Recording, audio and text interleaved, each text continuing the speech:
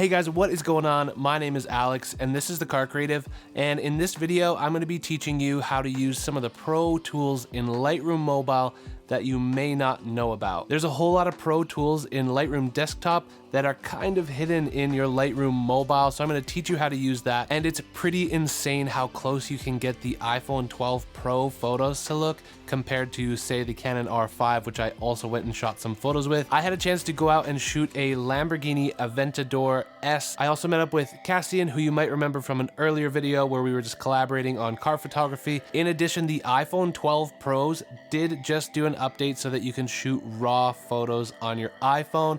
They are 25 megabyte files or something like that, which is just bonkers. That is more file sizes than it takes the R6 raw photos. So pretty crazy what this thing's capable of. So we're gonna take some of those photos and we'll edit them right here. I'm gonna teach you guys how I edit it. So let's go, guys. I'm gonna show you some behind the scenes of shooting the Aventador S because you probably want to hear that V12 sing a little bit. I mean, it is just a gorgeous car. Sounds so good.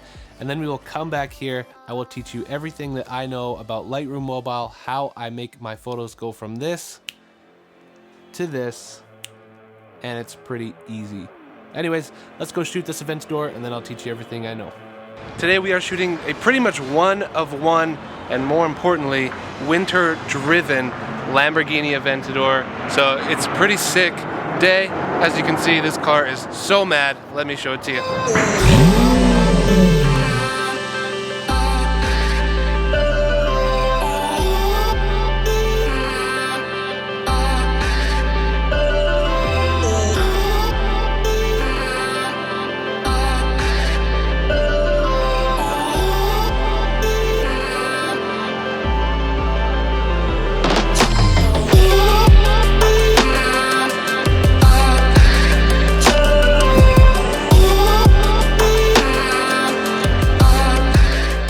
Alright guys, so as you can see, that was a pretty sick Aventador S.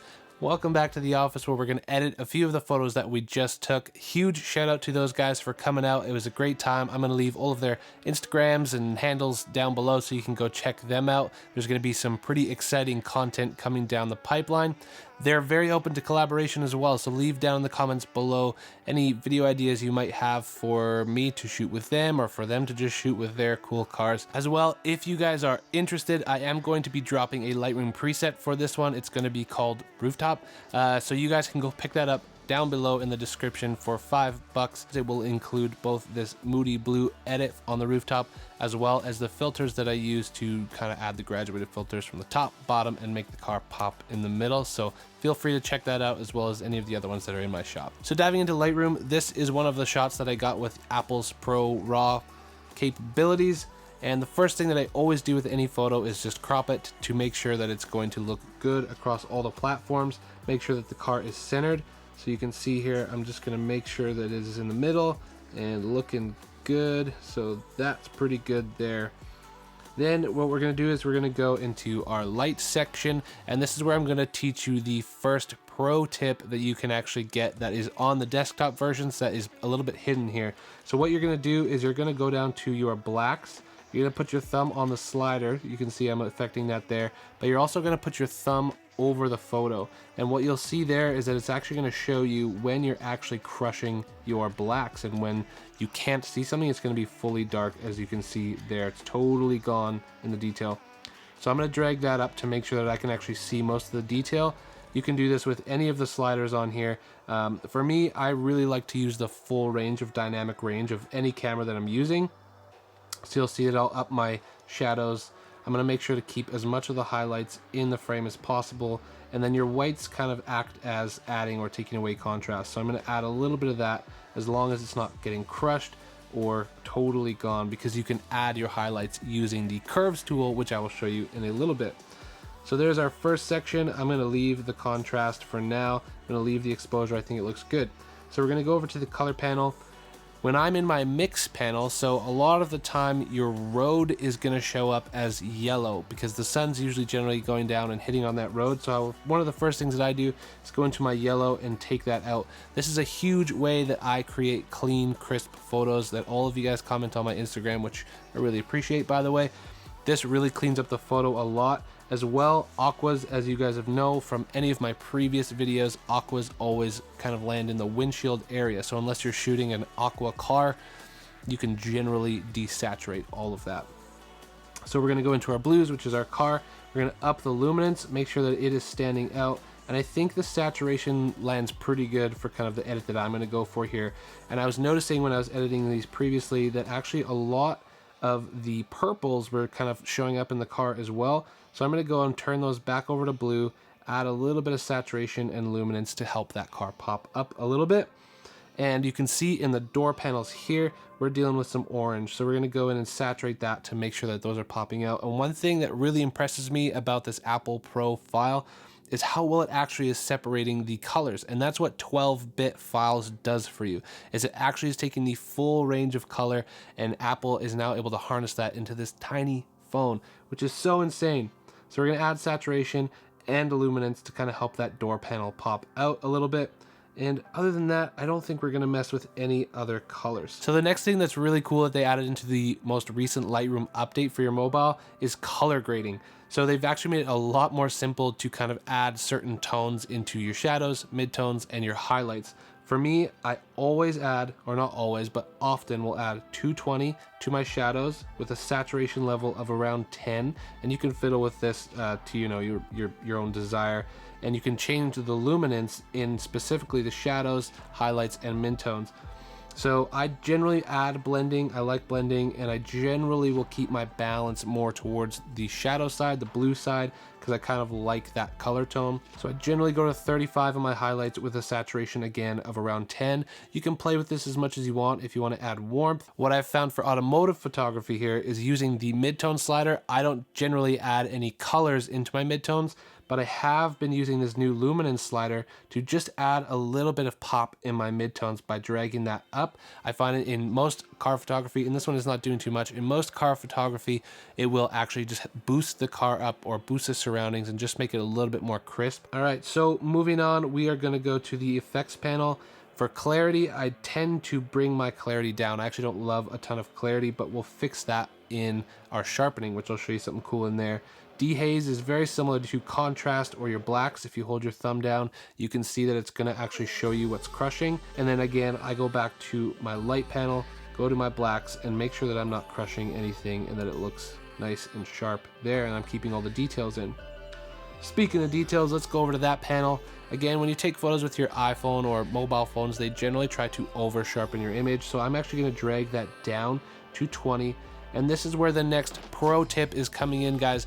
When you're on a desktop computer, you can hold Option on your keyboard and add masking to your sharpening. Anytime you add sharpening to your image, you're actually adding noise to the entire image, and I'll show you what I mean.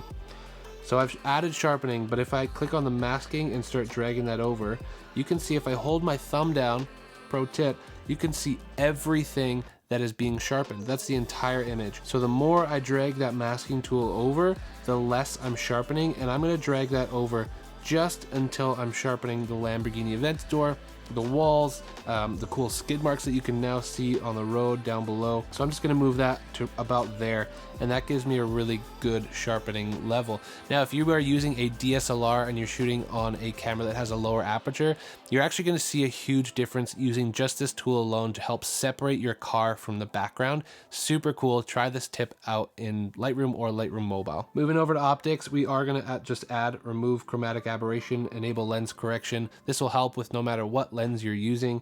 Again, this is just our iPhone, and we're not going to mess with the geometry at all. One more really cool pro tip is if you go up to the three dots in the top right corner, hit your view options and show info overlays, and then hit show hide histogram. This will show you where you're peaking, maybe all of your highlights are blown out, and you can see a little bit more information there. So I'm just going to try and drag that over to make sure that I have all of my highlights back. I'm gonna go back into my light panel. This is where I'm gonna start adding personal style. So we've added a little bit of style using the color grading, but we're actually gonna use the curves tool to adjust and make our exposure really perfect. And I'm gonna take that top layer and just make sure that there's nothing crushed at all. And because there's so many highlights on the car itself, because I didn't have a CPL filter on my phone, I'm just gonna take that top third and I'm just gonna drag that down a little bit just to soften up the highlights on the car. Then we're going to take our midtones, put a point in there. We're going to drag them back up to make sure that our car is really nicely exposed, and then down to the bottom third to add back any contrast that we might want to your personal taste. You can do whatever you want. This is just how I do it. And I'm just going to add a very small fade to the bottom by adding a point on the bottom and then dragging that up. Again, you can add that to taste. I'm not a huge fan of the fade myself. All right, so for most people, this is actually where you're gonna land unless you have the Adobe Lightroom kind of pro features, and the pro features really do take your photography to the next level. I think this photo looks pretty good so far, but we're gonna go into selective adjustments, and this is where the magic is really gonna happen. So the first thing we're gonna do, tap that plus button on the top, and we're gonna grab a graduated filter and just drag it from the bottom. We're gonna tap on light, and we're gonna drag the exposure down. All this is doing is drawing our eye to the car. It's taking light away from the road and drawing our eye to the subject, which is the Aventador right here. You can again do this to taste. I try not to make it super obvious, but it's a little obvious, but it serves a really good purpose for automotive photography. So we're gonna start with that. Then we're gonna go into our radial filter. We're gonna grab that, drag it over top of the car. We're gonna make sure that it is feathered to 100%. And what we're gonna do here is we're just simply gonna add a little bit of exposure. Now, something to be careful with when you're adding these radial filters is it can look a bit like halo-ish around your car. And the way to fix that is actually just grab your contrast slider and drag it up until you kind of see that haloing or odd feathering go away. And you're just gonna have to do that to taste as well. But that makes a really big difference in just making your car pop off the screen and stand out. And the last selective adjustment that we're gonna do, that again, I would encourage you to do on your Lightroom desktop, but you can also do it on mobile, is we're gonna hit plus, and then we're gonna add a little bit of a dodging layer. So we're just gonna add a bit of highlights, add a bit of exposure to the parts of the car that we want to stand out. So we're gonna add that brush layer, we're gonna bring our exposure up a little bit, and you can see what it's gonna do to the car already as you drag it up. So we're just gonna do a little subtle brush here, about there, and then all we're gonna do is we're just gonna paint in over the parts of the car that we want to add a little bit of light to. And if you tap that little diamond, you can see everything that it is exposing. So we're gonna go over those parts of the car here that we want to add a little bit of brightness to. Maybe add a little bit to the headlights, make those pop a little bit. We wanna go over the rims, make sure those are standing out and looking really good. Both rims here. I tend to go over the mirrors. Mirrors always look dark and it makes it look really professional. If you just bring those out a little bit of exposure on the door. So this is where a lot of, let's say, like not pro users run into issues. So again, if I tap this little diamond, anytime you see kind of like dodging that lands outside of where it should, that looks super unprofessional. So what I do here is I would actually go into the eraser and make sure that I'm making sure these lines are super crisp around the outside of the lines and making sure it's not kind of sticking out anywhere. That way it looks a lot cleaner. You're still able to bring out all the details, but it doesn't look unprofessional like these weird halo lines are kind of around your car. So make sure that you're keeping it really, really clean when you're adding dodging to your image. So there you go, guys. There's a really quick before and after of the Aventador S taken on an iPhone. Pretty mad what you can do with this stuff. There's another couple photos here that I took just using the iPhone photo itself without any of the raw capabilities. And again, I'm gonna leave the preset that I used for this down below. All right, so here's something fun just to compare. Here are some shots with the Canon R5, and here are some shots with the iPhone 12 Pro. Just take that in for a second. Of course, you have a camera with depth of field and aperture, but the amount of detail and what you can actually do to bring back the details with the iPhone 12 Pro is pretty mind-blowing. I'm pretty blown away by it. Let me know what you guys think in the comments down below. But that is it for me, guys. I do hope that you found value in this tutorial. If you have any questions, comments, concerns, please leave them down below. Feel free to smash that like button for me, subscribe if you're into more content like this, and come check me out on Instagram. Come see what's up. You will generally see over there what's happening on YouTube a little bit earlier. So I'd encourage you to come say hi over there. I love chatting with you guys and building the community. And otherwise, yeah, I do hope to see you guys in the next video. So take care. Peace.